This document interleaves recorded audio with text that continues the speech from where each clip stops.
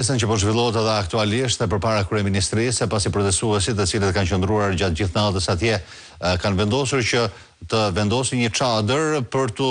mbrojtur sigurisht edhe nga temperaturat e larta dhe nga dielli i orëve të pikut të drekës. Sigurisht ka patur tensione dhe do shkojmë këto momente për ta ndjekim edhe debatin që ka patur mes e protestuesve. Shohim që është edhe avokati Altin Goxha aty, janë edhe efektivët e policisë. Ndjekim së bashku.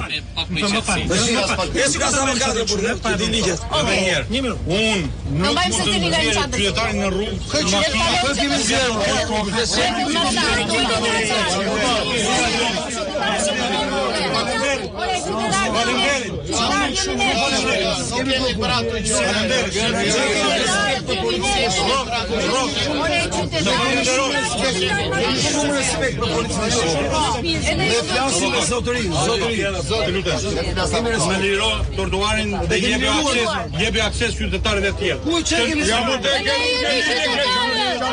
Ne jemi qytetarët këtu. O shefi,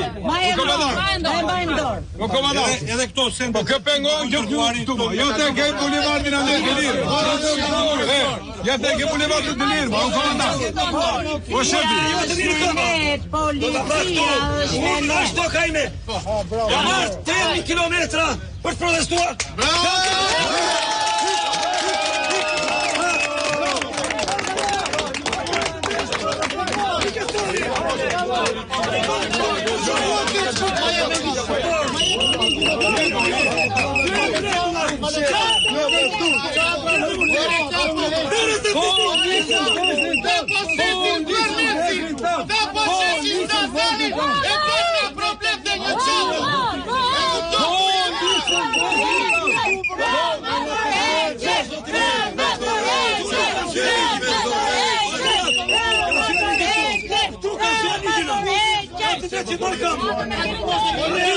Aty ka thënë ligjet e shtetit.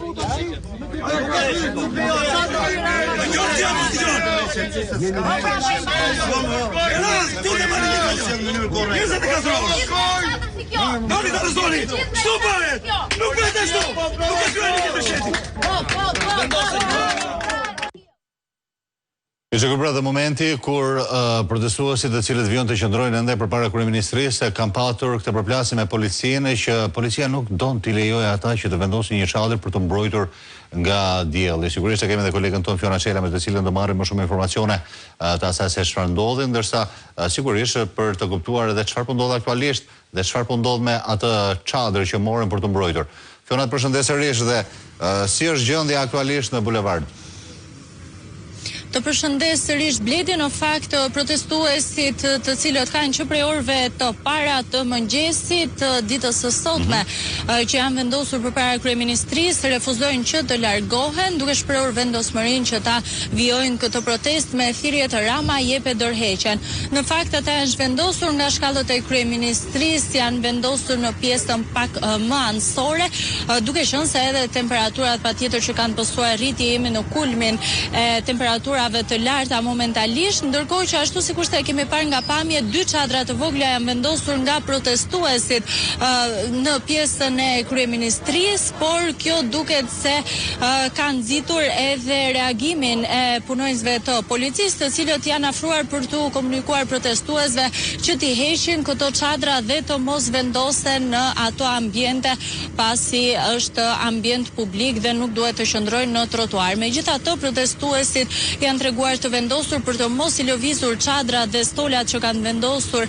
pranë kryeministrisë, disa prej tyre edhe duke ulur pasi janë në moshë të thyer dhe pjesa tjetër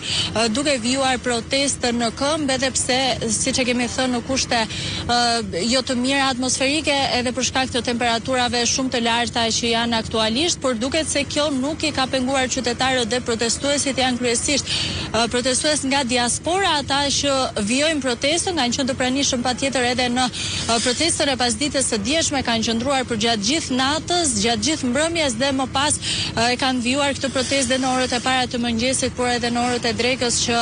po afrohemi aktualisht. Kjo ka bërë që të ketë, le të themi, një tension verbal mes protestuesve dhe policisë, dhe protestuesit nuk kanë pranuar pra që të largohen nga vendi, duke vijuar kështu protestën e tyre dhe më pas policia është larguar. Sigurisht që është e pranishme në zonë, megjithatë nuk ka pasur komunikime të tjera me protestuesit për sa i përket kësaj çështje. Ndërkohë edhe në orët e para të mëngjesit ka pasur dy tentativa të policisë me thirrje mes policisë dhe protestuesve.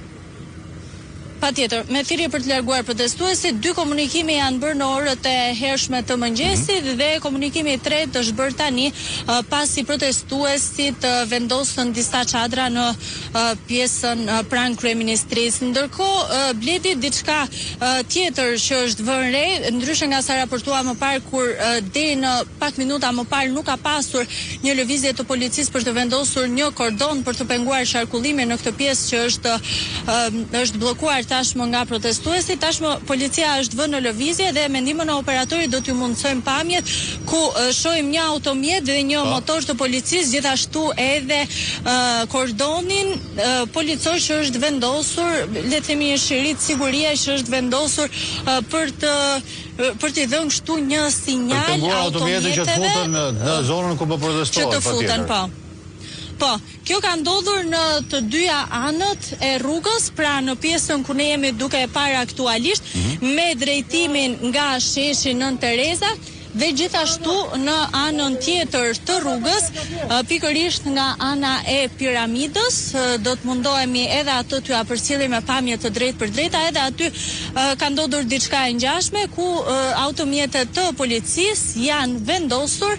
edhe këto në anën tjetër të rrugës për të penguar kështu qarkullimin e automjeteve në pjesën që të çon drejt kryeministrisë, pra këtu ku janë vendosur aktualisht protestuesit. Sigurisht që përveç automjeteve të policisë janë edhe të cilët ua komunikojnë këtë drejtuesve